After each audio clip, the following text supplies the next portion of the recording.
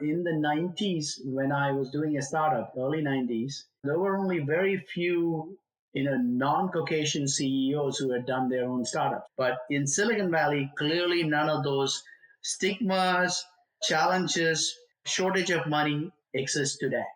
You have the best system in the world in terms of both getting the advice, whether it's legal advice, whether it's startup advice. You have so many entrepreneurs who've succeeded that the chances of you knowing a few of them are way too high today than it used to be at the time I did those companies.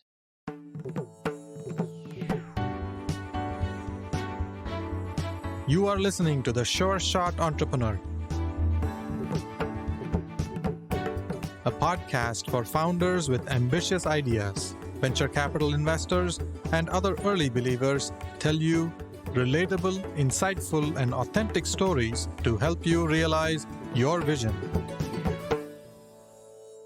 Welcome to The Sure Shot Entrepreneur. I am your host, Gopi Rangan. In this episode, I talked to Rajeev Madhavan. Rajeev and his partner Chris Rust founded Clear Ventures. I've worked with them on many occasions over the years. It is a pleasure to have Rajeev on the podcast. In today's episode, we will talk to Rajeev about his journey as a successful serial entrepreneur and how he transitioned to the venture capital sector. His last company, he started as a startup in the Silicon Valley and took it all the way to IPO. He has been an angel investor, an active angel investor for many years, and then eventually decided to start a new venture capital firm, Clear Ventures. We will specifically talk about how entrepreneurs have just one chance to win the support of VCs. Rajeev talks to us about how a negative opinion he held was changed in 20 minutes. Welcome to the Sure Shot Entrepreneur. Rajeev, tell us about yourself. Well, I've been one of the lucky few who have come to do my grad school in North America. I came to Canada and then came to Silicon Valley. And, at the very beginning and offset of Silicon Valley, within a year and a half of me working in Silicon Valley, I moved to doing startups. So since 91, I have done 3 startups. The first was a company in chip design. Second and third was a chip design software company. 2 of them went IPOs, and one was a good success exit with Cadence as well. So, I grew in the balls of Silicon Valley doing startups. Enjoyed the fact that only in this place can you find this kind of talent, this kind of diverse population, this kind of combination of venture capital, combination of great angels and great people who actually give you the advice you need at the right time. Obviously, you have experience of getting the other side as well, which is part and parcel of what you need to do, which is, people who are more about themselves rather than about the company and about forming and letting the company succeed.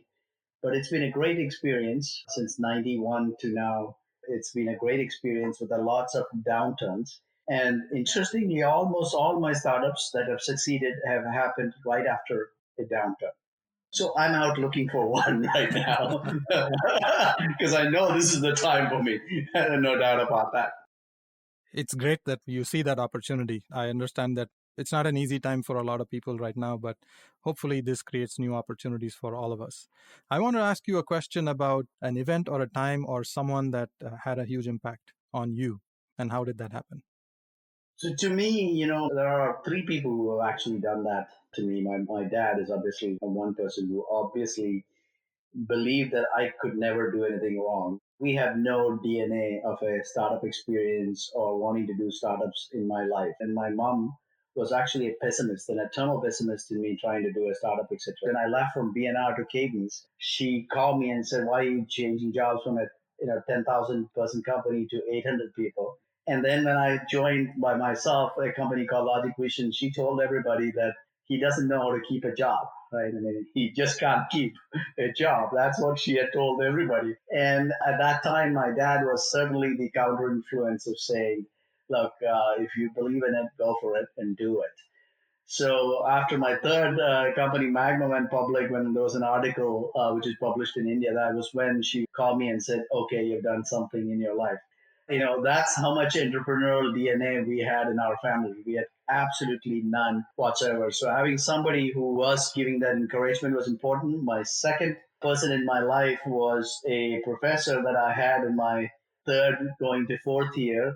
I was one of those students who coasted in life, never studied hard, just what is necessary to get to the next level. And here was somebody who set my expectations differently, told me I should do GRE, told me I should do this, that, and threw me out of the class, but asked me to come back and explain certain things. So it is having a professor like that. His name was Dr. Subhana Bhatt. He just completely changed my life in terms of in the fourth year, having someone redirect you in an engineering school was timely for me. And then in my first job, I had a manager, Ed Wapney, who was tough on me. Again, I would coast back to life. I was having fun and got my first job and then bought all this stereo equipment, a car, and all those kind of things and was doing my work but not doing anything super heavy duty. And during an April Fool's joke that was played in BNR, everybody used to turn down your Wax VMS systems, and my machines was stoned, my account was stoned. Then everybody would come and say, "Happy April Fool's Day to you." I wanted to respond to everybody. I broke into the Unix system and brought essentially the whole system down. And Ed called me into his office and he told me, I don't see the same Rajeev Madhavan at work. The Rajeev Madhavan who had that zest to want to attack back and want to work. And it sent me a real clear message. And having him there redirect me, these are all people in your life that, if you think about it, changed you quite dramatically. And lastly, there was somebody else who did it, but that was more coincidental, the founder of Cadence, Jim Solomon. I was on a plane with him. I was working on a new product. He called me to come to the first class. That was my first class trip that I had with one of my first customers in Florida. And I asked him, what would he have done differently at Cadence? And he said, this new analog product you're working on, I probably would have done it as a startup. And what went through my mind was, why am I here at Cadence? Why am I not doing a startup? It sort of set a wave of thought process in me. And then the clock could not be turned back. Basically, that is what made me leave. I had no other entrepreneurial DNA, as I told you. So that was the last portion of the journey, but that was more an incidental experience rather than somebody wanting to do that. He spoke too much and it kind of made me realize I should be doing a startup. And that's what made me leave and do a startup. So these are the people who I would say have been incidental in making career decisions that kind of led me into doing startups. Fascinating. I see the right place, right time, right question that provokes your thought and sets you on a path. But I also see the professor and the manager that they seem to be people who believed in you and saw a lot more potential and helped you realize that. Very interestingly, your dad and mom, the dynamics between the two of them, your dad seems to have been this eternal optimist who believed in you that you could do anything. And your mom was this opposite. She brought this different kind of perspective where I understand where she comes from. Interestingly, she's the one who had any capability of managing money, frankly speaking, as a startup, because she was like a landlord, had apartments that she had given at home, right? My dad basically used to be the guy who spends. If you ask him for money, you will get it. My mom, you won't get any money. I sort of sit back and I think of it and I go back and I say, it's more her experience of being frugal, stingy, and managing money that I clearly needed in the latter half of my startup life, right? Then that's when you realize why some of the things that she did, they are absolutely essential. And I had no idea of that at that point, right? I mean, it was like obviously go to dad to try to get something. And my mother was a no-go fly zone for getting anything in my life, right? So, but as you sit back and you think about it, she was the reason why we could have a life in some sense because she was the one who saved the money. I mean, my dad gave every check to her and she managed it and did a fantastic job of managing it through her life, basically. So she was the practical person. You made a Yeah. transition yourself. Like you were a successful entrepreneur, three startups, all successful. You took all the way from beginning to IPO, and you were the public company CEO for many, many years. And then you switched to the venture side. Although you did have a lot of investment experiences and you've made many investments, Clear Ventures was the firm that you formed, and you're the founder of the firm. How was the transition from switching from an entrepreneur to venture capital investor? So this is sort of in 98 when I had my first exit. I started investing in startups as an angel. I did 28 investments between 98 and 2012. And part of why I did those investments was not because of, like I really wanted to become a VC or an investor. Part of it was because I loved hearing those technical pitches from the entrepreneurs. And to date, I mean, as a VC, learning from the best people in a particular field is the best part of this job as a VC. I mean, you cannot have anybody better than the persons we are meeting with educate you on what a particular field is all about, right? I mean, so that is the best and the most happiest thing. And I needed that while I was doing Magma, mainly because, as a public company with lawyers, accountants, and we also had some big lawsuits, etc. I was spending time with people who are not the most fun, who are the most eternal pessimists in the world, and you need to meet these optimists to counterbalance. So I used to spend Saturdays spending time with startups as a way to rejuvenate myself. Like, I mean, essentially have these founders come home. I would meet one or two of them every week and spend some time if I'm in town. If I'm in customer sites, I can't, but if I'm in town, end up spending time more as a distraction from my day to day pessimistic surrounding people that you end up with. I mean, your engineering organizations, I made sure at Magma was not that way, but the rest of the organizations tend to be that way, especially for the amount of legal and past IPO, the Sarbanes-Oxley, etc. The lawyers and accountants, all of them are doing a very qualified job, but nonetheless is always a pessimistic job that their world is operating on. So this was a balance for me, and I've done a lot of investment. As I moved to VC, I can tell you the best thing to me is learning from the best technologists that can explain a particular technology to you. And in many cases, you do find technologists who are driven to a particular passion to execute in a particular product or a particular idea. And their passion drives energy to you, and hopefully, your energy in trying to give them advice drives them in the right direction too. There are lots of great things, there are a lot of bad things as well, but fundamentally, it is one of those businesses where the ability to learn certain new things from the best in the world in that particular field is a super exciting experience that you can not get in anything but venture capital. Is it challenging for you sometimes when you see that your portfolio company founders, CEOs, and the executive management team, you know exactly what they need to do? And if you were in their shoes, you knew you would do certain things, a few steps that you would take. As an entrepreneur, I can imagine that you have the urge to tell them what to do or even roll up your sleeves and get into the game. And you love being in the middle of the arena, and you've done that for so many years. How do you hold back, and is it a challenge for you to hold back and let them play the game while you're the coach on the sidelines? So the first 2 3 years, the kind of entrepreneurs I picked versus the entrepreneur I picked today are vastly different.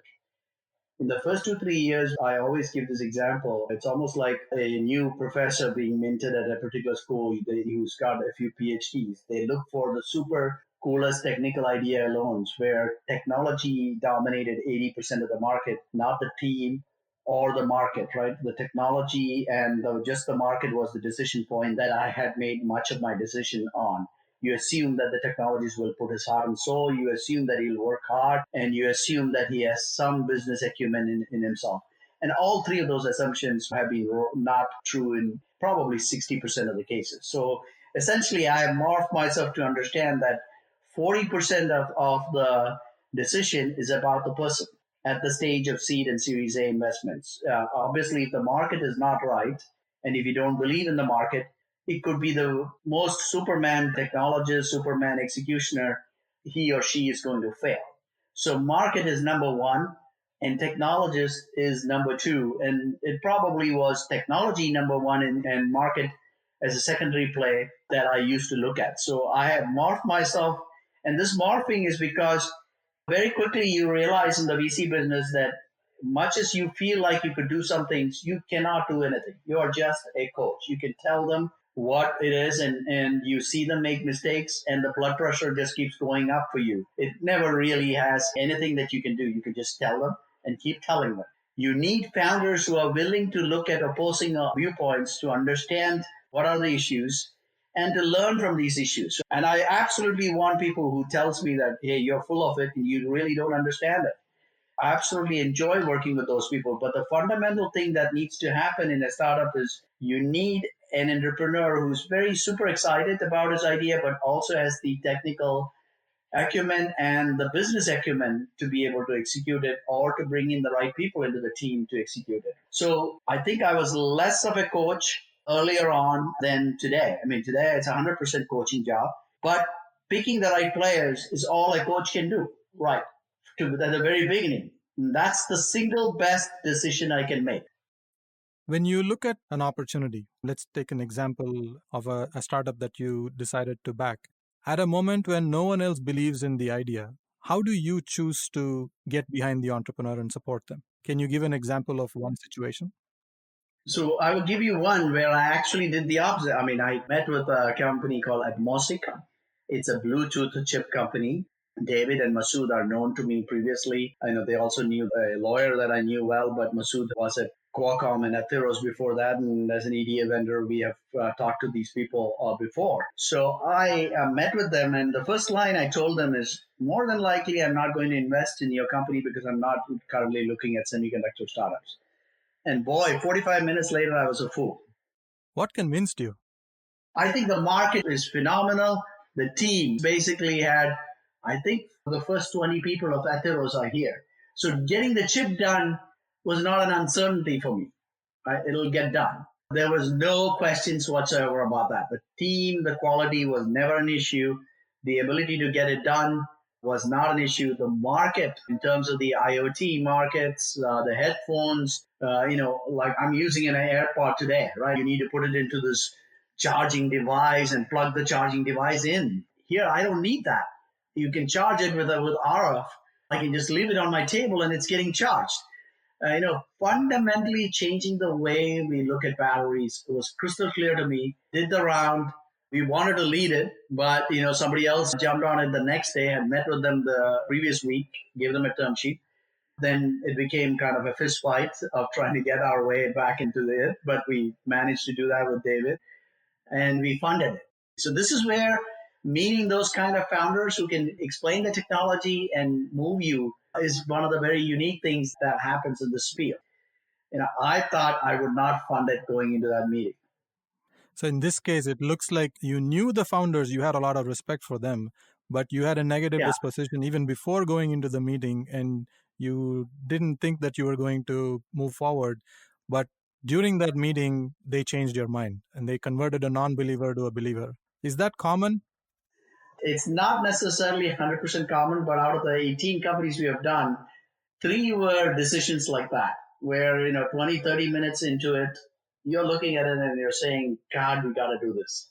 And these are for a seed stage company where all this is ideas on a person's head. Sometimes there is not even a good PowerPoint slide.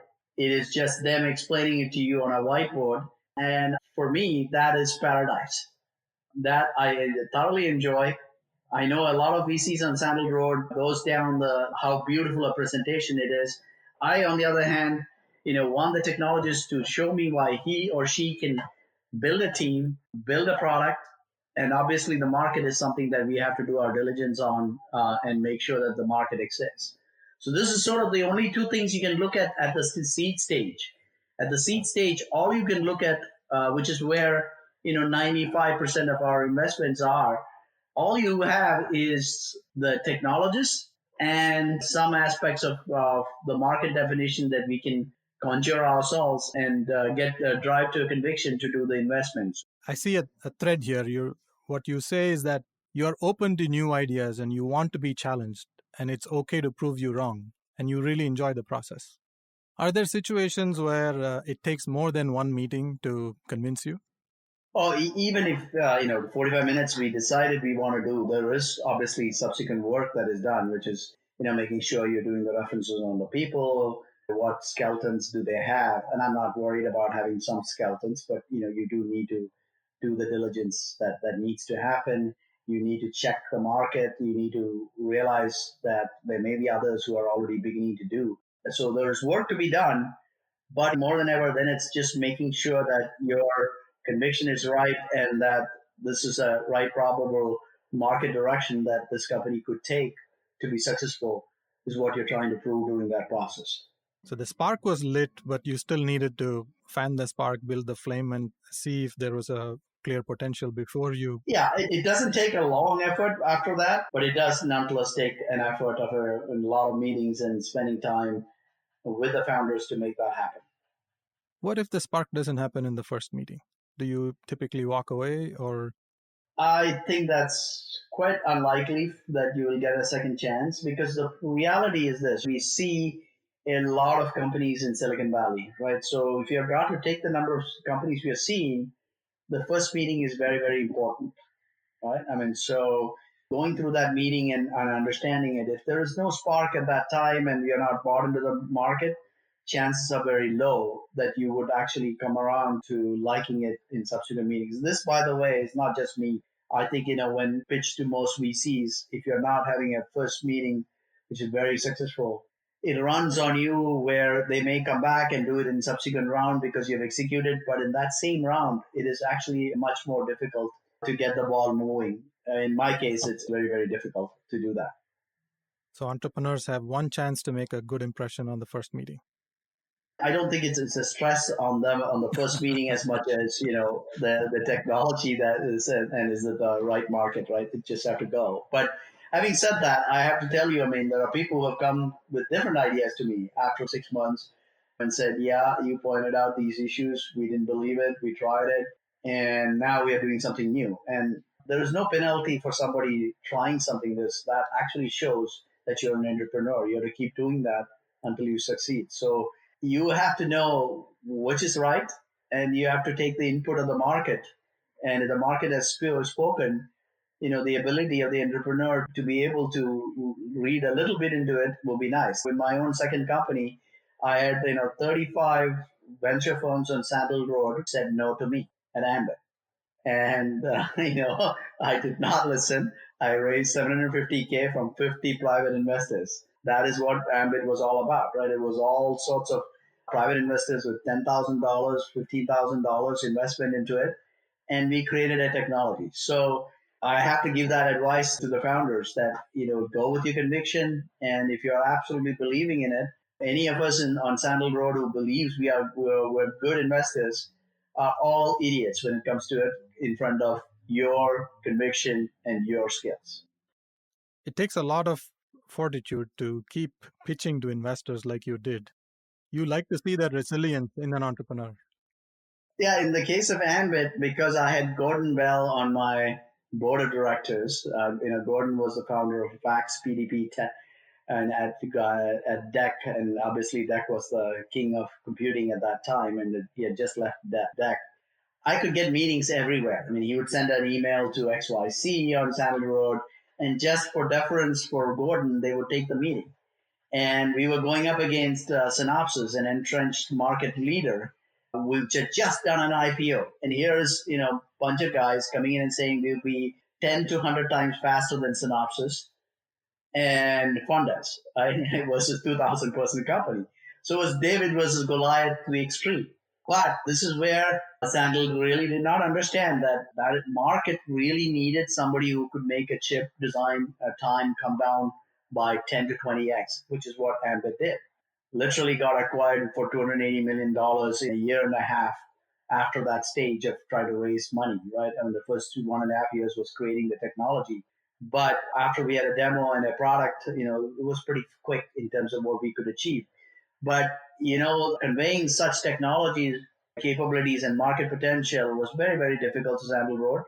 That is part and parcel of what needs to be done by an entrepreneur. But again, classic example of a team which stood by, did not take salary, etc., but had a conviction and stayed and won against the Goliath, essentially delivering on something that seemed impossible at the very beginning, and hence helped them win very quickly to an exit, right? So whatever we say on Sandal Road doesn't really matter. At the end of it, it's the conviction of the entrepreneur. If you believe in it and are willing to take in the right trade-off, and that is where life is difficult, right? Taking those trade-offs requires family support, because I was not taking any money while at Ambit. I was putting money and was on a second mortgage. So that is a level of conviction which is over the top of what needs to be achieved, right?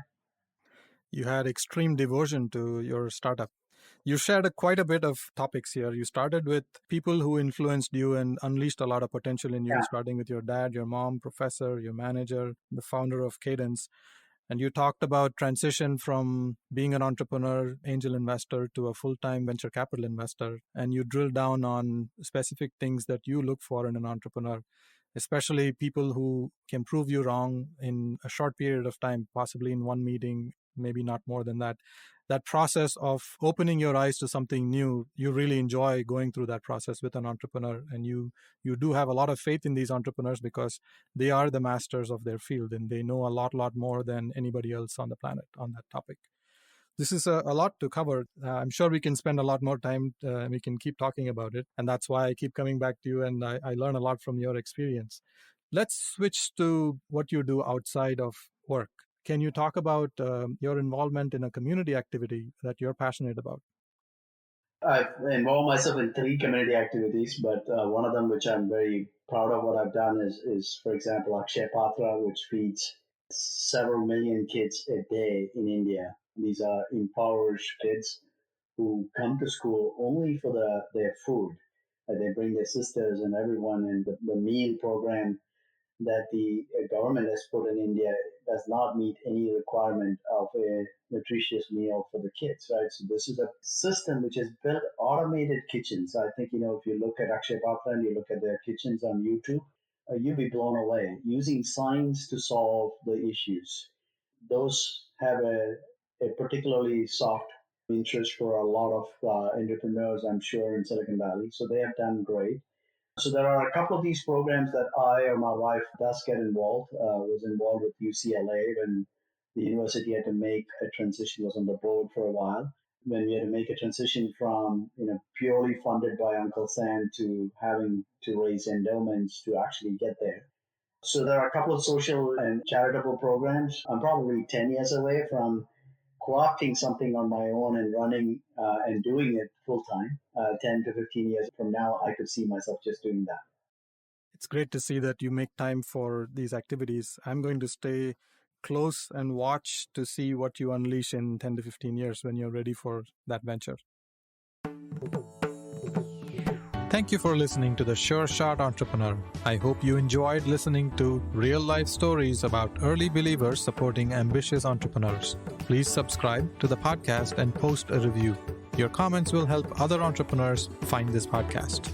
I look forward to catching you at the next episode.